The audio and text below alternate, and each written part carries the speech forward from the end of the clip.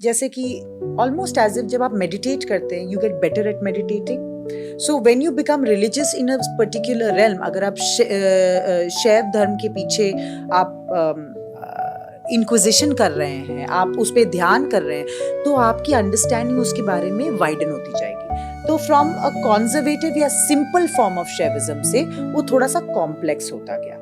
हमारा essential truth क्या है? This is still the context setting. Essential truth है कि हमारे हिंदू लाइफ में बहुत सारे लाइफ साइकिल है. आप मरेंगे, फिर जिएंगे, फिर आएंगे, फिर मरेंगे, फिर जिएंगे, फिर आएंगे, ऐसे करके, राइट?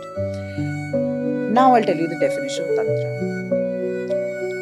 जब आप एक रिलीजन उस प्रकार से प्रैक्टिस करना चाहते हैं कि आपको संसारा से मुक्ति एक लाइफ टाइम में मिल जाए, तब आप तंत्र के प्रैक्टिसेस करते हैं. यानी कि जब आपको फास्ट ट्रैक, बहुत स्पीड वाली स्पिरिचुअल ग्रोथ चाहिए. एब्सोल्युटली. स्पीड वाली स्पिरिचुअल ग्रोथ नहीं. What is your ultimate goal of following religion? मोक्ष.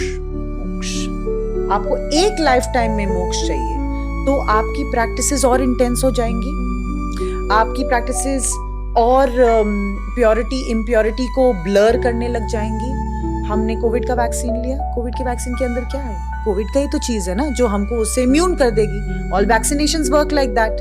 तो प्योरिटी इम्प्योरिटी में क्या करते हैं? आप और भी इम्प्योरिटी अपने बॉडी में डालेंगे, तो आपकी बॉडी और उसको will become all the more immune to it. So similarly in tantra, the practices that you do, जो religion में आप जो practices करते हैं वो same है, लेकिन वो ज़्यादा intense है. एक और चीज़ है, आप तंत्र में शक्त, शाक्ता या माँ की वर्शिप भी करते हैं. उनका पर्पस थोड़ा सा अलग रहता है. कभी कभी काफ़ी टाइम जब आप देवियों की वर्शिप करते हैं, वो वेरी पर्पसफुल होती है, मच लाइक गॉड्स की भी. विष्णु की आप जब वर्शिप करते हैं, मैंने कंबोडिया का एग्जाम्पल दिया था. सबसे बड़ा temple of the world Cambodia में है, अंकोर वाट कहा जाता है. वो विष्णु टेम्पल है. 200 साल बाद वो आया था. क्यों?